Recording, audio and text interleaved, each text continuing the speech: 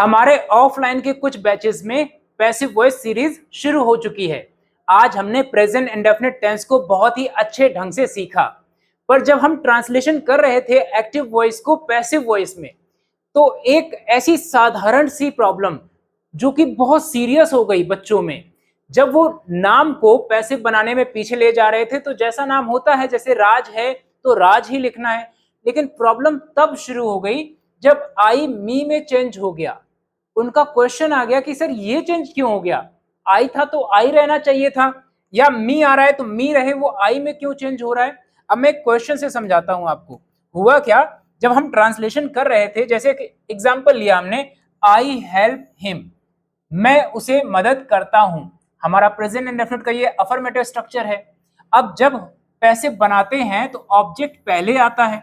अब ये ही कैसे हो गया, चलो इज आता है, हेल्प आएगा, बाई आएगा, समझ में आएगा, पर ये जो आई है ये मी कैसे हो गया। इस बात से सारे बच्चे परेशान हो गए, जबकि एक ये छोटी सी बात है। मैं तो इग्नोर करके चल रहा था कि मेरे बच्चों को ये बात पता होगी, पर ये एक सीरियस प्रॉब्लम निकली कि आई मी क्यों बन गया। ये एक बड़ा सवाल हुआ। अब देखो, इसको समझना भी बड़ा आसान है। दो छोटी सी बातें हैं, अगर आप आज समझ गए तो पूरी इंग्लिश में मामला सिर्फ पैसिव वॉइस को लेकर नहीं है। इनका रूल ही एक ही होता है। क्या रूल होता है? रूल ये होता है, वर्ब से पहले सब्जेक्ट फॉर्म यूज किया जाता है। आई मी या वी अस में जो ये ऊपर लिखे हुए वर्ड्स हैं, ये सब्जेक्ट फॉर्म है, वर्ब से पहले लिखे जाते हैं, और ये इनके ऑब्जेक्ट फॉर्म हैं। ये इनके ऑब्जेक्ट फॉर्म होते हैं और ये हमेशा वर्ब के बाद लिखे जाते हैं। ये इनका रूल है पूरे इंग्लिश में। जैसे कोई वर्ब मैंने यहां पर लिख दिया, मान लो गो, तो यहां पर अगर जो शब्द आएगा ये सब्जेक्ट वाला केस आएगा, और यहां पर जब भी कोई केस आएगा तो ये ऑब्जेक्ट वाला केस आएगा, चाहे इनकी हिंदी वह हो या हिंदी उससे हो। हिंदी से भी कोई फर्क नहीं पड़ता है, फर्क सिर्फ इस बात से पड़ता है कि पोजीशन कहां पर है। ये बहुत आसान कॉन्सेप्ट है, लेकिन जानना इतना जरूरी है, मतलब पूरे सेंटेंसेस गलत होने लग गए एक बार में ही। पर आप समझिए ध्यान से, छोटी सी बात, सब्जेक्ट फॉर्म कौन से हैं? ये हमेशा सब्जेक्ट की जगह पर आएंगे। ये ऑब्जेक्ट फॉर्म है, ये हमेशा वर्ब के बाद आएंगे। वर्ब से पहले, वर्ब के बाद, वर्ब से पहले, वर्ब के बाद। इतना अगर समझ गए तो अब आपको पूरी बात समझ में आएगी। अब इसी को समझो, आई हेल्प हिम, मैं उसे मदद करता हूं। ये वर्ब के बाद है, देखो ये वर्ब के बाद है, ये ऑब्जेक्ट फॉर्म में है। अब इसको हम अगर सबसे पहले लेकर आएंगे तो वर्ब तो उसके बाद आएगी, करेक्ट, वर्ब बाद में आएगी। जब ये सबसे पहले आएगा तो ये हिम ही के रूप में आएगा, क्योंकि हिम सब्जेक्ट की जगह पे आ ही नहीं सकता है, लिखा ही नहीं जा सकता है। इनका एग्रीमेंट ही यही है कि मैं ऑब्जेक्ट हूं, ऑब्जेक्ट की जगह आएंगे, आप सब्जेक्ट हैं, सब्जेक्ट की जगह पर आइएगा। हिंदी कुछ भी हो, कोई फर्क नहीं पड़ता है, पोजीशन ध्यान रखेंगे। बाकी सेंटेंस हमने लिखा, बना लिया। अब देखो, आई जब यहां पर आया, ये रहा आई, आई तो सब्जेक्ट फॉर्म में था तो सही जगह पे लिखा है, लेकिन जब ये ऑब्जेक्ट की जगह पर जाएगा तो रूप बदल जाएगा, क्योंकि इनका यूज ही ऐसे ही होता है। एक एग्जांपल और लो, इससे समझो। हमने लिखा वी हेल्प देम, हम उनकी मदद करते हैं। अब पैसिव वॉइस बनाना था। अब क्या होता है, पैसिव वॉइस में पहले ऑब्जेक्ट आता है, तो ऑब्जेक्ट को बच्चे क्या कर रहे थे, देम ही लिख रहे थे। कितनी बड़ी गलती है ये, छोटी सी जानकारी ना होने पर कितनी बड़ी गलती हो रही है बच्चों से। हमें समझो, यहां से समझो, ये लिखा है देम, ये है ऑब्जेक्ट, तो ये ऑब्जेक्ट की जगह पर ही तो लिखा है। अब हम इसको ला रहे हैं सब्जेक्ट की जगह पर, तो अब ये रूप भी इसका सब्जेक्ट वाला बन जाएगा। उसी तरह से पूरा सेंटेंस लिखने के बाद ये देखो, वी क्या है, ये वी क्या है, ये सब्जेक्ट वाला फॉर्म है, सब्जेक्ट की जगह पर है, पर ये अब जा रहा है ऑब्जेक्ट की जगह पर, तो अस आएगा, वहां पर वी नहीं आएगा।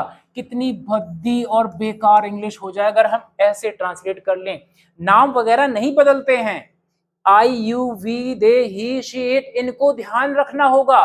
पूरी इंग्लिश में सिर्फ मामला पैसिव वॉइस का नहीं है, पूरी इंग्लिश का है। अब देखो समझो, ये रही वर्ब, वर्ब से पहले सब्जेक्ट वाला केस, वर्ब के बाद ऑब्जेक्ट वाला केस। वही यहां पर है, वर्ब से पहले सब्जेक्ट वाला केस, वर्ब के बाद ऑब्जेक्ट वाला केस। आप आसानी से इस बात को ध्यान रखो और इसका यूज करो। इसे देखो, ही हेल्प्स अस, वह हमारी मदद करता है। अब चलो ये अस कहते हैं कि ऑब्जेक्ट को पहले सब्जेक्ट की जगह लाओ। समझो हमने यहाँ पर क्या लिखा था, अस लिखा है, ये रहा ऑब्जेक्ट, तो ऑब्जेक्ट की जगह ही लिखा है, कोई दिक्कत ही नहीं है।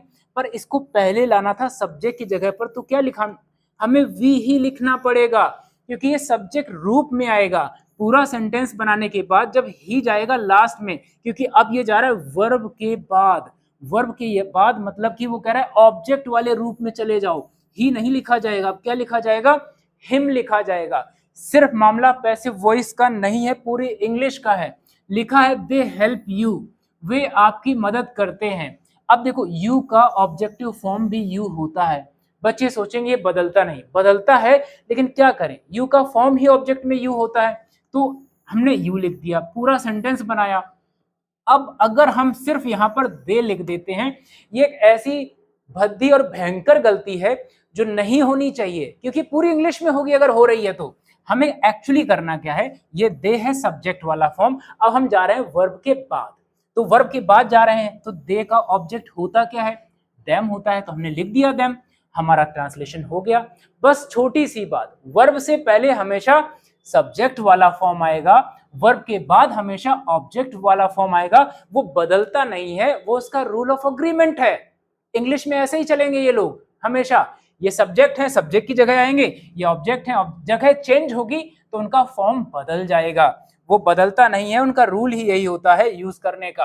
अब देखो आपको यहाँ पर ध्यान क्या रखना है, आई मी में, वी अस में, यू में, ही हिम में, शी हर में, इट में, दे देम में, ये चेंज होगा।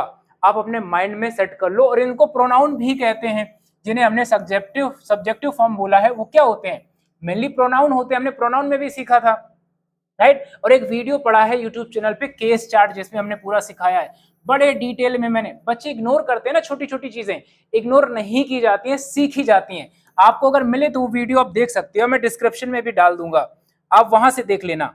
अब देखो, अब आपको बताना क्या है, बताओ आई का ऑब्जेक्ट क्या बनेगा, बताओ वी का ऑब्जेक्ट क्या बनेगा, अब बताओ ही का क्या बनेगा, बताओ, प्रैक्टिस हो रही है ये। दे का क्या बनेगा, शी का क्या बनेगा। अब आंसर मैच कराओ, देखो जरा आपके आंसर कितने सही हुए हैं। आपको बस आज के वीडियो लेसन में अगर आपने ये बात याद कर ली तो हजारों सेंटेंस में गलतियां होनी बंद हो जाएंगी। बस यहां पर एक बात लिखनी है मुझे, क्या, वर्ब। वर्ब के बाद हमेशा यही लिखे जाएंगे, वर्ब से पहले हमेशा यही लिखे जाएंगे। जैसे ही आप इसको पीछे लिखकर जाओगे तुरंत ये मी हो जाएगा, जैसे यहां लेकर आओगे ये तुरंत आई हो जाएगा। अब चाहो तो सीखो चेंज हो रहा है, या ये जान लो कि इनकी रूल ऑफ अग्रीमेंट, मतलब इनका एक अग्रीमेंट हुआ है कि भैया हम दोनों लोग ऐसे ही काम करेंगे पूरी इंग्लिश में, बात खत्म। बच्चों को हिंदी का भी टेंशन नहीं लेना है कि हिंदी मैं है, मुझे है, मेरा है। समझ में आ गया अच्छे से। अब आप भी इसको संभल के और सही तरीके से यूज करो और सही सेंटेंसेस इंग्लिश में बनाओ। मिलते हैं अगले वीडियो में।